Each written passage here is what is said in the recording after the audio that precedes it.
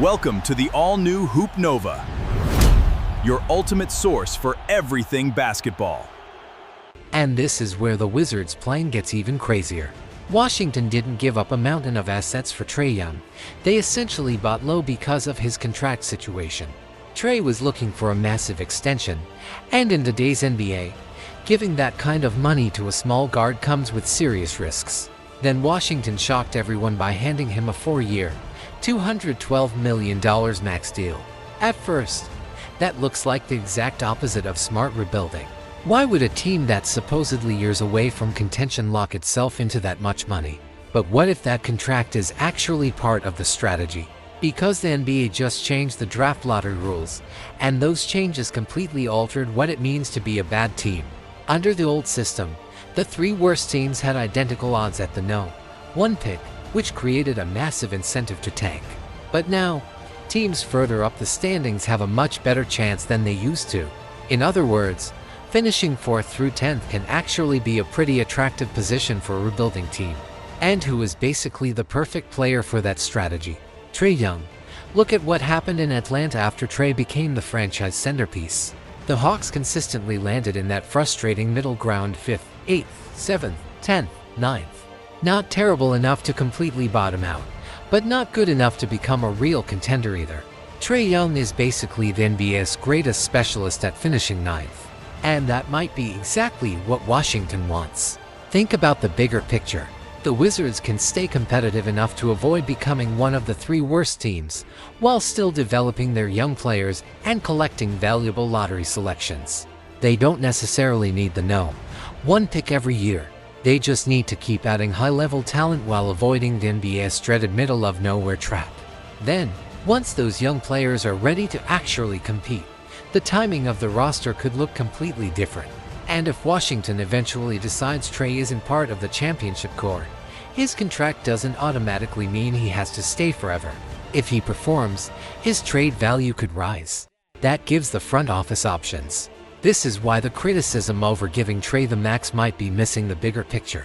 Reports suggested the market for Trae changed after the lottery reforms because more teams were becoming interested in players who could help them stay competitive.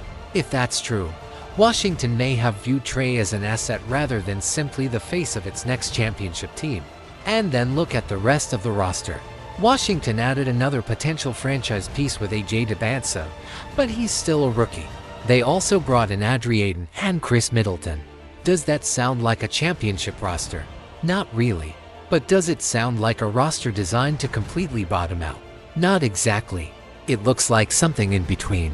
And that might be the entire point. The Wizards could be trying to become a team that wins just enough games to stay in that valuable lottery range while allowing its young talent to develop. The problem is, Wizards fans may look at Trae, Anthony Davis, and the new additions and assume the goal is the playoffs immediately. That could lead to a very rude awakening. Because this front office may not be building for next season at all. They may be building for the moment when their young players finally hit their prime. And if that's the plan, Washington's strange roster suddenly starts making a lot more sense. The Wizards aren't necessarily trying to become good overnight. They're trying to position themselves perfectly for the next phase of the NBA. And that makes their rebuild a lot more dangerous and a lot more interesting than most people realize. Washington Wizards fans may think the rebuild is finally over, but there's a huge problem with that idea. The Wizards might be trying to lose all over again. And honestly, I can understand why some fans are confused. This franchise hasn't made it past the 2nd round of the playoffs since 1979, so after years of ugly basketball, suddenly Washington has Trae Young, Anthony Davis, and the no. 1 pick. Of course fans are going to think, wait, are we actually back? Some are already talking like the Wizards are about to make the playoffs and knock out teams like the Sixers or even LeBron. But if you look closely at what Washington's front office is actually doing, that might be completely backwards. Because this doesn't look like a team preparing to win right now. It looks like a team preparing for something much bigger a few years from now. And the crazy part is, they may be using Trae Young and Anthony Davis to help them get there. Let's start with the front office, because this is where the entire plan starts making sense. Washington brought in General Manager Will Dawkins and President Michael Winger. two executives with serious backgrounds in team building. Dawkins spent years in Oklahoma City's front office, learning under one of the league's most respected organizations. Winger also has experience with multiple successful franchises, including the Cavaliers, Thunder, and Clippers. These aren't executives who suddenly forgot how NBA rebuilding works. So when Washington landed the No. 1 pick and added Anthony Davis, you have to pay attention to what they said next. Did they announce that the rebuild was officially over? No. Dawkins talked about competing next season, but he stopped short of making major promises. The idea of using the upcoming season as an evaluation year tells you everything. They want to see what they have. They want to develop their young players. And most importantly, they want to preserve flexibility. Now look at Anthony Davis. On the surface, trading for a superstar like AD makes Washington look like it's trying to become competitive immediately. But the price they paid was incredibly low compared with Davis' reputation, role players, the No. 30 pick, a protected first-round pick, and multiple second-rounders. That is not the price you pay when you believe Anthony Davis is the final piece of your championship puzzle. That looks much more like buying an elite asset when his value is depressed and figuring out what to do with him later. Davis has already shown how valuable he can be when healthy. If he plays a strong season in Washington, suddenly contenders could start calling. And that's where the Wizards could have a massive opportunity. They can either keep him, or they can turn him into another package of young players and draft capital. But there's an important reason Washington may want to wait. Davis entering a season without a long-term extension could have enormous trade value if he stays healthy and performs at an all-star level. The Wizards don't necessarily need to make that decision today.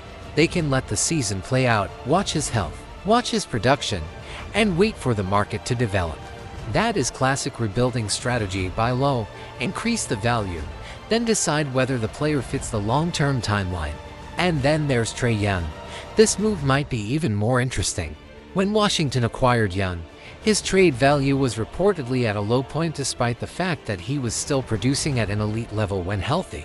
That tells you the Wizards weren't necessarily chasing Trae because they believe he is the superstar who will carry them to a championship next season. They may have simply recognized another undervalued asset. Think about it. If Trae puts up huge numbers in Washington, becomes healthier, controls the defense, and proves he can still be an elite creator, his value could rise dramatically. And if the Wizards are still several years away from true contention, they have no reason to rush the process. They can develop their young talent while allowing veterans like Davis and Young to rebuild their market value. That's why the idea that the rebuild is over could be one of the biggest misunderstandings surrounding this team.